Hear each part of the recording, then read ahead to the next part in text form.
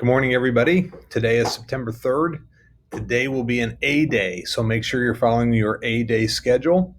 I want to give you a couple reminders. Both of them actually have to do with how you operate your Chromebook and what you do on there. So the first thing is when you're in class and your teacher's presenting, or you're in class and you're doing a small group meeting, there's a chat feature over on the right-hand side whenever you're in Google Meet.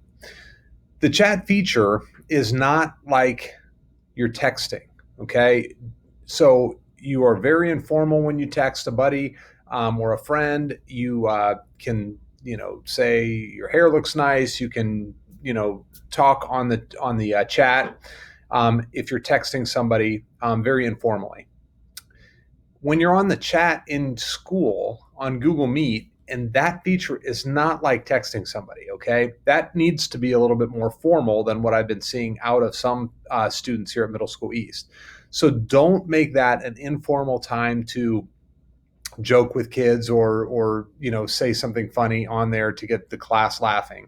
That is really designed so that you can ask a specific question to a teacher that you don't want to raise your hand and talk in front of the whole class. So sometimes kids feel uncomfortable doing that, and the chat feature is great for that. But again, you are in class. You would not do that if you were in the building in person, and then you would blurt something out in front of everybody. That's basically what you're doing when you're getting on the chat. So make sure you're using that chat appropriately and for the right purpose, and it's got to be for school, got to be for academic reasons. That's why it's there.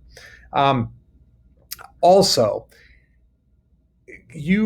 kids do not check email for fun, okay?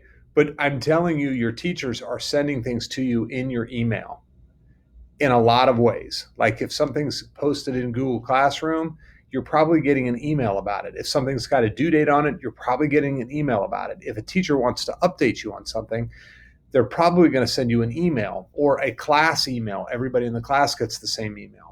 You have to check your email. Check your email more than once a day. That should be one of the things that you do right at the end of the day. It should also be something that you do at the beginning of the day, and maybe over your hour and 15-minute lunch, check your email then as well.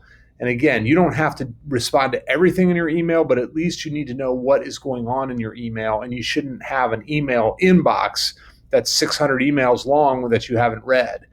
Because it's really easy to get behind an email. So I know it's not something you normally do.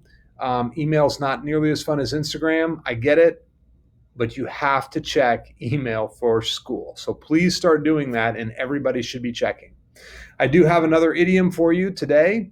It is riding shotgun. Have you ever, there's a game that I have two sons that they played growing up, and they still play, even though one is married now and the other one's in college. But if we're all getting into the same car, the second one of them sees the car and the three of us are in there, they'll call shotgun. And that means you're going to be riding in the front seat, in the passenger seat, in the front seat of the car, rather than sitting in the back seat. So they have this game that they call shotgun. And when you call shotgun, you sit in the front seat by the driver rather than the back seat. So the origin of that actually has to do with a real shotgun. In the West, when this country was expanding westward, and there was a lot of violence and danger out in as people expanded into the West, the person that sat next to the driver, and you probably can picture like on a stagecoach, you had a driver and you had somebody sitting next to the driver. The person sitting next to the driver usually was equipped with a shotgun in case somebody was going to rob the stagecoach. Okay, so that's where this term riding shotgun came from. It's actually somebody who actually had a shotgun. So when you call shotgun, keep that in mind, but please, no shotguns. Have a great day today. We'll see you tomorrow.